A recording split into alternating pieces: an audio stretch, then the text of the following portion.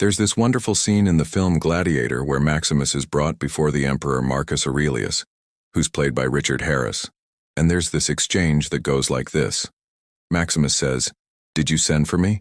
And Marcus Aurelius says, "I did, sit." Then Maximus says, "You wanted to see me." And Marcus Aurelius says, "It's late. You should be resting." Maximus says, "I was resting until you sent for me."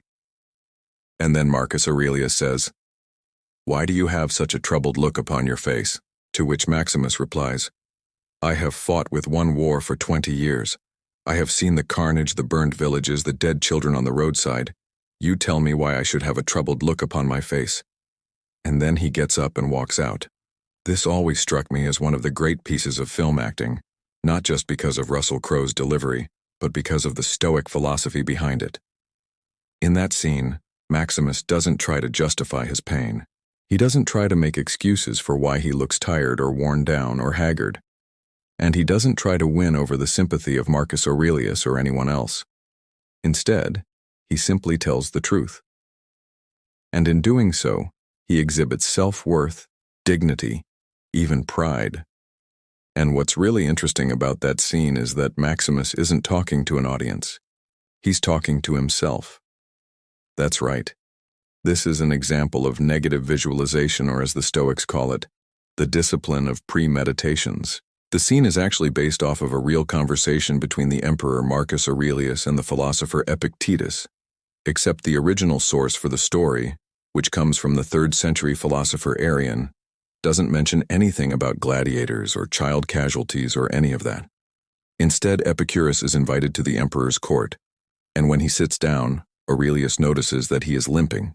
So the emperor asks him why he has such a troubled look upon his face, to which Epicurus responds that he does have a troubled look upon his face. And then the emperor says, "Well, why don't you just stop limping and walk normally?" And Epicurus responds by saying that he can't stop limping. It's a physical impossibility for him.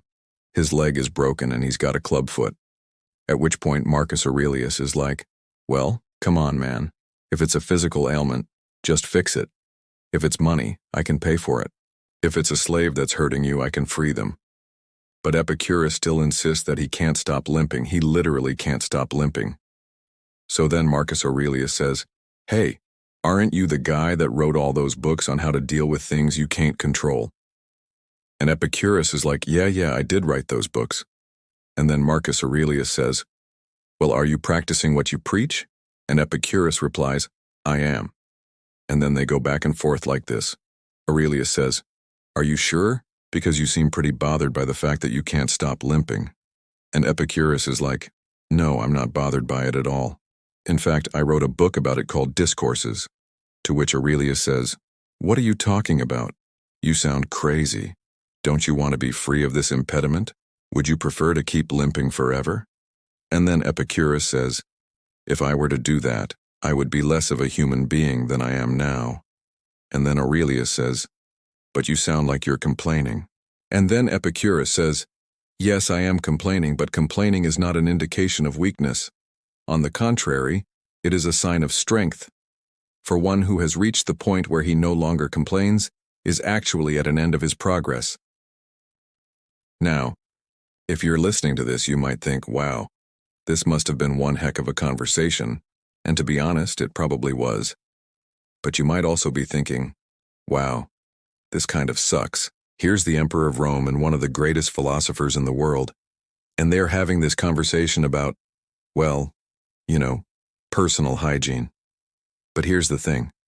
The reason why this little back and forth between Marcus Aurelius and Epicurus is so meaningful is because it illustrates the core of Stoic philosophy. What the Stoics are trying to get at in this little dialogue is not necessarily the right way to handle your bodily functions, although that's pretty important too. But more importantly, they're talking about the nature of reality. What Epicurus is trying to communicate to Marcus Aurelius is that reality is often painful, sometimes tragic, and occasionally absurd. And it's better to acknowledge that reality than to deny it. For Epicurus, it's not about stopping limping. It's about accepting that sometimes life will be painful, and it's our job to accept it, not complain about it. But most importantly, not try to pretend like it's not happening. And this is why the Stoics teach us to live, not to convince. It's easy to get caught up in the details, to worry about whether or not people understand us, whether or not we made the right decision, whether or not we're making progress, whether or not we're being good enough, working hard enough, trying enough. But none of that matters if we're not willing to be vulnerable. None of it matters if we're not willing to show people, or more importantly, ourselves, the truth. Think about it. When was the last time you tried to convince yourself of something that wasn't true? Maybe it was right before a big presentation or a job interview. Maybe it was right before you had to ask someone out on a date. Or maybe it was right after you failed to achieve one of your goals. Whatever it was, you probably felt some level of fear, anxiety, or doubt. And in order to overcome that, you told yourself a story. You convinced yourself that everything was fine, that you didn't need to prepare any further, that you weren't worried at all, or whatever the case may be. But here's the thing. That story you told yourself, it didn't change reality. You were still going to have to get up in front of a room full of people.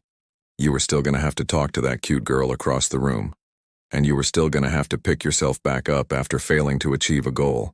No matter how many times we try to convince ourselves otherwise, life is hard. Life is filled with obstacles. And the only way we can overcome them is by acknowledging them. For Epicurus, his limp was a fact of reality. He couldn't control it. He couldn't change it. And he couldn't pretend it didn't exist. And so he accepted it and he moved on. Similarly, our problems, our mistakes, and our failures are facts of reality. We can't control them, we can't change them, and we can't pretend they didn't happen. And so the Stoics teach us to accept them and move on. In fact, the Stoics believe that it's in our acceptance of what is that we discover the path to wisdom and virtue. And that's why the Stoics spend so much time examining their own thoughts. Because it's only when we turn inward and look honestly at ourselves that we can begin to understand reality. And it's through this understanding that we can discover the path to happiness. So what's the lesson here? Well, I think it's twofold. First, we should be careful not to get lost in the details. Don't worry about whether or not people understand you. Just focus on living a life of virtue and accepting what is. And second, we should be honest with ourselves. It's easy to hide from our problems, to pretend they don't exist, or to convince ourselves that we're not really bothered by them. But the truth is, our problems, our mistakes, and our failures are part of life, and the only way we can overcome them is by acknowledging them and moving forward. And that's why the Stoics teach us to live, not to convince. Thanks for watching. Hit the subscribe button for more Stoic wisdom that would keep you calm even in the storm.